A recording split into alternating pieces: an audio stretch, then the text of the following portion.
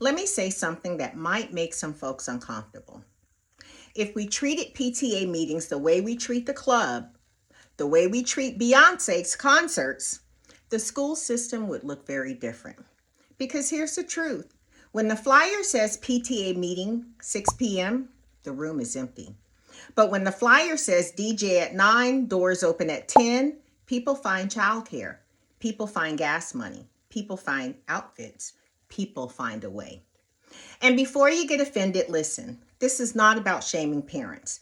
This is about power. And ethnic racial socialization, or ERS, teaches us that power exists not just in theory. It exists in numbers. It exists in who shows up. Because decisions are not made in the classrooms. Those decisions are made in meetings. And if you're not in the room, then you're not a part of the decision making. Let's talk about it. PTA is not bake sales and clip art flyers. PTA is access. PTA is policy adjacent. PTA is where budgets get discussed, discipline practices get softened or hardened, programs get approved or cut, and principals feel pressure or don't. And here's the ERS truth. When Black and brown parents are absent, the narrative about Black and brown children gets written without us. Not because people are evil, but because silence always gets filled. And if no one is there to say, my child is being disciplined unfairly, my child is not being challenged academically, my child is being labeled instead of taught, then the system defaults to what it already believes. And what it already believes is shaped by bias. So let's be real. Parents don't skip PTA because they don't care. They skip because they're tired. They work late. They've been ignored before. They don't feel welcome. They don't see results. And ERS says we must name the why without staying stuck in it. Because the system counts on your exhaustion.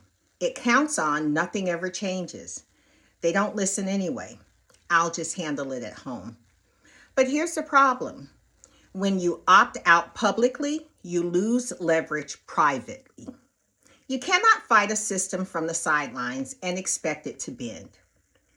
Now, let me paint the picture. You don't show up to the club wondering if you belong. You show up knowing, I paid to be here. I deserve to enjoy myself. I have a right to this space. Bring that same energy to the PTA meetings. Walk in like this is my child's building. My tax dollars fund this. My voice is not a favor, it's a right. You don't have to speak every time. You don't have to volunteer for everything. You don't have to be perfect. But your presence matters. Because administrators notice who comes consistently. Teachers notice who asks questions. Boards notice who brings others with them. Visibility changes behavior. Always has. Now, ERS isn't just what we say at home. It's what our children see us do too. When your children see you attend, they learn advocacy. They learn accountability. They learn that institutions can be challenged. And when they don't see you, they internalize that school is something that happens to them instead of something they can influence. And for Black and brown children especially, that lesson follows them into adulthood. We don't just need resilient kids. We need civically confident kids. Kids who know, my people show up. My family speaks up. My presence matters in official spaces. Now, let me be clear. You do not have to be the PTA president. You do not need to lead a committee. You do not need to be polished. You do need to be consistent. One meeting a month, one question asked, one follow-up email, one relationship built. That's how systems shift, not overnight, but over time. The club is fun.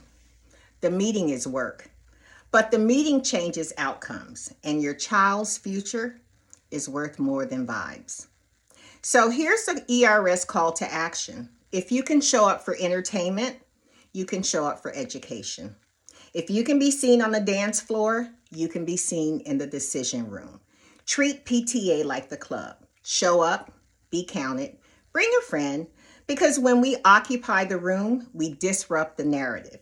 And when we disrupt the narrative, we protect our children. And that's ERS. This is Uncensored, where education stops being theoretical. And I am Dr. Centrina Palmer.